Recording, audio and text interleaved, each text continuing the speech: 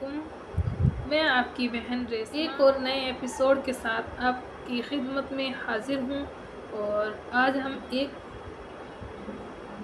ایسی آیتیں آپ کو سنانے جا رہے ہیں جس میں اللہ تعالیٰ کا فرمان ہے کہ نماز کو قائم کرو اور نماز کو کثرت سے پڑھ لیا کرو۔ بسم اللہ الرحمن الرحیم۔ اللہ تعالیٰ کی قدرت سے بڑے ہی راستے استغفار کے لیے عزت کے اور میرے حضور صلی اللہ علیہ وسلم کے طریقے پر پورے کرنے میں سب میں بنیادی عمل نماز ہے۔ فرض نمازیں۔ قال اللہ تعالیٰ ان الصلاۃ تنہی عن الفحشاء والمنکر، کہ اللہ تعالیٰ کا ارشاد ہے بے شک نماز بے حیائی اور برے کاموں سے روکتی ہے۔ وقال تعالیٰ آمنوا وعملوا الصالحات واقاموا الصلاة وآتوا الزکاة لهم اجرهم عند ربهم ولا خوف علیہم ولا هم یحزنون۔ اللہ تعالیٰ کا ارشاد ہے جو لوگ ایمان لائے اور نیک عمل کرتے رہے، خصوصاً نماز کی پابندی کی اور زکوٰۃ ادا کی، تو ان کے رب کے پاس ان کا ثواب ہے۔ یعنی کہ جس نے پابندی سے نماز کو ادا کیا تو اللہ کے پاس ان کا جو ایمان ہے وہ محفوظ ہے، اور نہ ان کو خوف ہوگا اور نہ غمگین ہوں گے، مطلب ہمیں کسی چیز کا بھی خوف نہیں ہوگا نہ ہی غمگین ہوں گے۔ قال تعالی قل لعباد الذین آمنوا یقیموا الصلاة وینفقوا مما رزقناہم سرا وعلانیۃ من قبل ان یأتی یوم لا بیع فیہ ولا خلال۔ اللہ تعالیٰ نے یہ اس کا ترجمہ ہے، اللہ تعالیٰ نے اپنے رسول اللہ صلی اللہ علیہ وسلم سے ارشاد فرمایا، آپ میرے ایمان والے بندوں سے کہہ دیجئے کہ وہ نماز کی پابندی رکھیں، اور جو کچھ ہم نے ان کو دیا ہے اس میں سے کچھ خفیہ اور علانیہ خیرات بھی کیا کرے۔ اس دن کے لیے آنے سے پہلے نہ کوئی خرید فروخت ہوگی اور کوئی چیز وہ کریں گے اعمال خرید لیے جائیں گے، اور نہ اس دن کو کوئی دوستی کام آئے گی کہ دوست تمہیں نیک اعمال دے دے۔ اس کا مطلب وہ دن آنے سے پہلے اپنی نماز کی پابندی کرے۔ اور اللہ کا فرمان ہے کہ نبی کریم سے کہا، ارشاد فرمایا کہ وہ دن آنے سے پہلے کہ ان کی کوئی خریداری نہ کام آئے گی، اور نہ ہی کوئی دوست یا رشتہ دار، کوئی کام نہیں آنے والا۔ تو اللہ کا فرمان ہے کہ نماز کی پابندی کرے۔ ہم اور آپ سب کو اللہ پر ایمان پر چلنے کی توفیق عطا فرمائے۔ رب اجعلنی مقیم الصلاۃ ربنا وتقبل دعا۔ حضرت ابو رحیم السلام نے دعا فرمائی، اے میرے رب، مجھ کو اور میری اولاد کو نماز کا خاص اہتمام کرنے والا بنا دے۔ ہمارے رب اور میری یہ دعا قبول کر لیجئے۔ اللہ تعالیٰ سے دعا کی۔ وقال تعالی اقیم الصلاۃ لدلوک الشمس الی غسق اللیل وقرآن الفجر قرآن الفجر کان مشہودا۔ اللہ تعالیٰ نے اپنے رسول اللہ صلی اللہ علیہ وسلم سے ارشاد فرمایا، زوال آفتاب سے لے کر رات کے اندھیرے سے اور کیا کیجئے، یعنی ظہر، عصر، مغرب، عشاء اور فجر کی نماز بھی ادا کیا کیجئے۔ بے شک فجر کی نماز اعمال لکھنے والے فرشتوں کے حاضر ہونے کا وقت ہے، یعنی کہ فجر کی نماز اعمال لکھنے والوں کے وقت میں حاضر ہوتے ہیں، فرشتوں کے حاضر ہونے کا وقت ہے۔ وقال تعالی والذین هم علی صلاتهم یحافظون۔ اللہ تعالیٰ نے کامیاب ایمان والوں کی ایک صفت میں یہ بیان فرمائی کہ وہ اپنی فرض نمازوں کی پابندی کرے، یعنی کہ جو ہماری نماز ہم پر فرض ہے اس کی پابندی کرے۔ اللہ تعالیٰ یا ایھا الذین آمنوا اذا نودی الصلاۃ ومن یوم الجمعہ فاسعوا الی ذکر اللہ وذروا البیع ذالکم خیر لکم ان کنتم تعلمون۔ اللہ تعالیٰ کا ارشاد ہے، ایمان والو، جب جمعے کے دن جمعے کی نماز کے لیے اذان دی جائے تو تم اللہ تعالیٰ یاد یعنی خطبہ اور نماز کی طرف فوراً چل دیا کرو، یعنی کہ جب مسجد سے نماز اذان کی آواز آئے تو فوراً چل دینا چاہیے خطبہ سننے کے لیے، اور خرید و فروخت اور اسی طرح دوسرے مشاغل چھوڑ دیا کرو، یعنی کہ جس کام میں ہم مشغول رہتے چھوڑ کر، اور اذان کی آواز آتے ہی ہمیں فوراً مسجد کی طرف چل دینا چاہیے۔ یہ بات تمہارے لیے بھی اگر ہماری سمجھ میں کچھ آیا ہو۔ حدیث نبوی، حضرت عبداللہ بن عمر رضی اللہ تعالی عنہ روایت کرتے ہیں کہ رسول اللہ صلی اللہ علیہ وسلم نے ارشاد فرمایا، اسلام کی بنیاد پانچ ستونوں پر قائم کی گئی، لا الہ الا اللہ محمد الرسول اللہ کے گواہی عبادت اور بندگی کے لائق نہیں، یہ اس کا ترجمہ ہے، اور محمد صلی اللہ علیہ وسلم اللہ تعالیٰ کے بندے اور رسول ہے، نماز قائم کرنا، زکوٰۃ اور ادا کرنا، حج کرنا اور رمضان المبارک کے روزے رکھنا، یہ تو ہم سب پہ فرض ہے، اور اگر اللہ نے ہمیں اتنی ہمت اور محبت دی ہے تو یہ نہیں ہوتا کہ ہم امیر ہے کہ غریب ہے کہ ہم نہیں کر سکتے، یہ تو ہمارے دل سے ہونا چاہیے کہ مطلب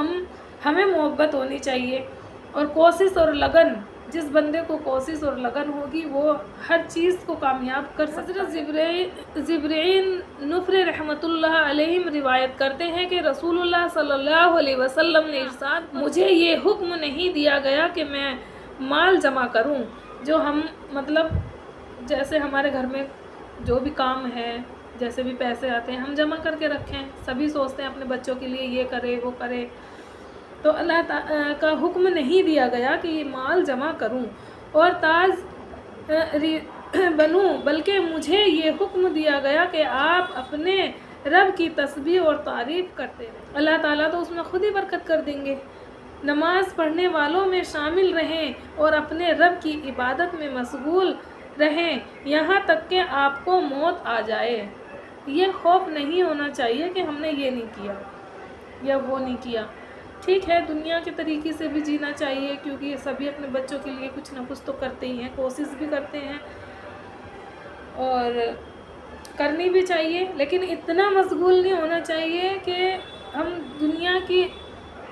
دھن دولت میں اتنے مشغول ہو جائیں کہ ہم رب کو ہمیں جانا ہے، ہمیشہ کے لیے رہنا ہے۔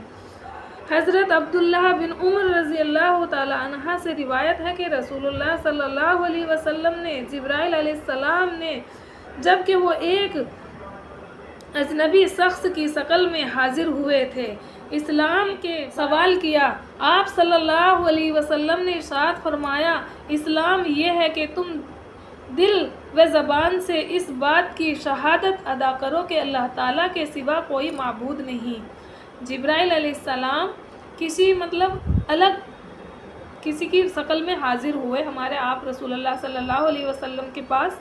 تو انہوں نے کہا کہ اسلام کیا ہے؟ آپ صلی اللہ علیہ وسلم نے ارشاد فرمایا، اسلام یہ ہے کہ تم دل زبان سے اس بات کی شہادت ادا کرو کہ اللہ تعالیٰ کے سوا کوئی معبود نہیں اور محمد صلی اللہ علیہ وسلم کے رسول ہیں،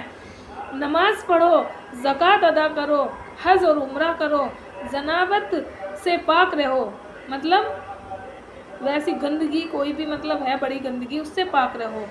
ہونے کے لیے غسل کرو، وضو کو پورا کرو اور رمضان کے روزے رکھو۔ حضرت جبرائیل علیہ السلام نے پوچھا، جب میں یہ سارے اعمال کر لوں تو کیا میں مسلمان ہو جاؤں گا؟ ارشاد فرمایا،